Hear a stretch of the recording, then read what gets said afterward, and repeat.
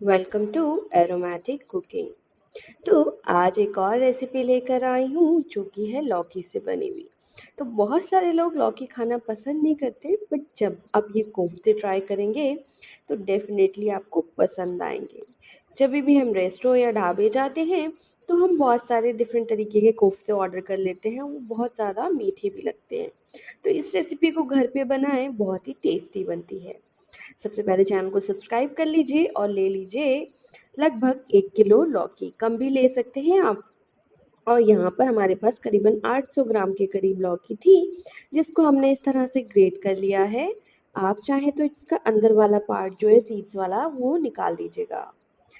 और यहाँ पर हमने ऐड कर दिया है 1 कप बेसन, और थोड़ा सा मैं 1 फिस्ट के अराउंड और ऐड करूँगी, यानी कि 1 मुट्ठी अराउंड बेसन और ऐड कर रही हूँ।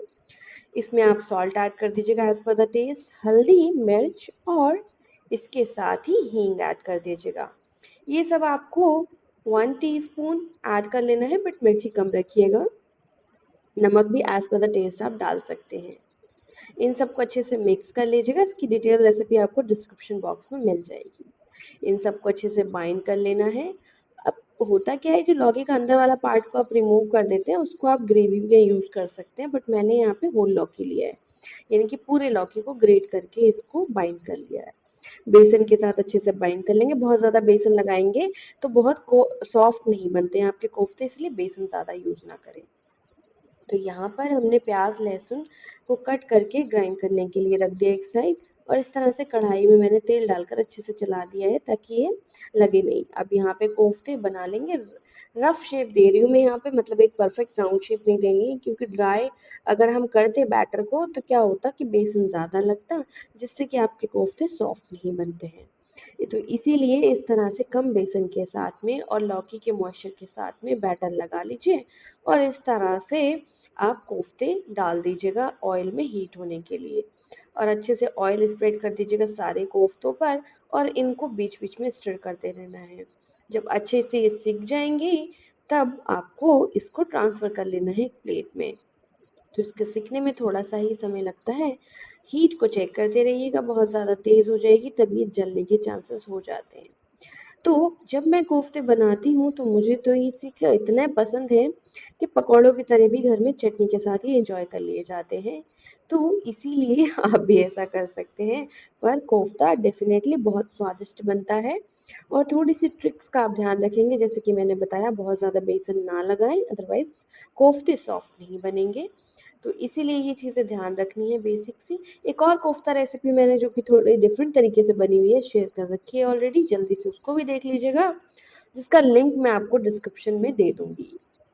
इस तरह से देखिए, ऑयल जो बचा था रिमेनिंग हमने उसमें ऐड कर दिया है जीरा पाउडर और बड़ी इलायची, चाहे तो कुछ खड़े मसाले आप अपनी पसंद के ऐड कर सकते हैं। अब यहाँ पे प्यूरी बना लिया था हमने प्याज और लहसुन का। आप चाहें तो अदरक भी ले सकते हैं।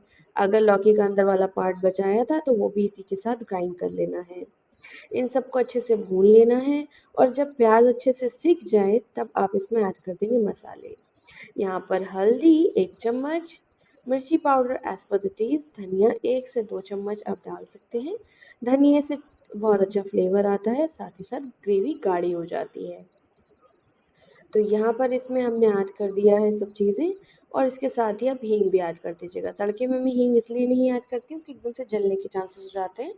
तो आप चाहें तो तड़के में ऐड कर सकते हैं या इस स्टेज पे। इसको कवर करके आप पका लीजिए, चाहे तो थोड़ा सा सॉल्ट डाल दीजिएगा। थोड़ी देर पकने के बाद में आप इसको स्टर कर देंगे। देखिए इस तरह से इसका मॉइस्चर अच्छे से जब तक नहीं एब्जॉर्ब हो जाता, आपको थोड़ा सा इसको और स्टर करते रहना है, और आपको इसको थोड़ी देर और पकाना है। इसमें ऑयल हमने कम डाला है क्योंकि कोफ्ते में ऑलरेडी फ्राई करने में ऑयल अच्छा लग जाता है, तो इसीलिए यहाँ पर ऑयल रिलीज नहीं होगा आपकी ग्रेवी में। तो ये आप राइस के साथ भी इंजॉय कर सकते हैं, चपाती पराठे के साथ भी। अब हमने 2 से 3 टमाटर बड़े साइज के लिए थे और इसकी प्यूरी कर ली है। अगर किसी को घर में रीनल स्टोन का इशू है तो आप इसका पार्ट का जो बीज वाला पार्ट है वो रिमूव कर दीजिएगा, और इसको प्यूरी की फॉर्म में करके आप इसमें ऐड कर दीजिएगा, यानी कि पेस्ट बना लीजिए अच्छे से और पका लीजिए ग्रेवी के लिए। यहाँ पे सॉल्ट ऐड कर दीजिएगा एज पर द टेस्ट। प्याज के टाइम पर सॉल्ट ऐड किया है तो अब मत करिएगा। देखिए कुछ देर बाद कुछ इस तरह से बेहतरीन कलर आया है टमाटर के साथ में। और आयरन की कढ़ाई में हमेशा न्यूट्रिशन के लिए मैं बनाती हूँ, क्योंकि आयरन की कढ़ाई में आयरन का कंटेंट बढ़ जाता है। तो इसीलिए मैं आयरन की कढ़ाई प्रेफ़र करती हूँ, भले ही सब्ज़ी का कलर क्यों ना चेंज हो जाए। लेकिन कि नेचुरल जो कलर होता है ना सब्ज़ी का, उससे डार्क हो जाता है, इसीलिए लोग आयरन की कढ़ाई में बनाना पसंद नहीं करते। तो टेस्ट देखिए, सेहत देखिए, ना कि कलर देखिए। तो इस तरह से देखिए मैंने आयरन की कढ़ाई में इसको पका लिया है और इसको अच्छे से बॉईल करना है। लगभग 1 बॉईल आने के बाद में आप इसको कुछ देर और पकाएँगे, थोड़ी-सी ग्रेवी अच्छे से पकने के बाद में आप इसमें कोफ्ते ऐड करेंगे।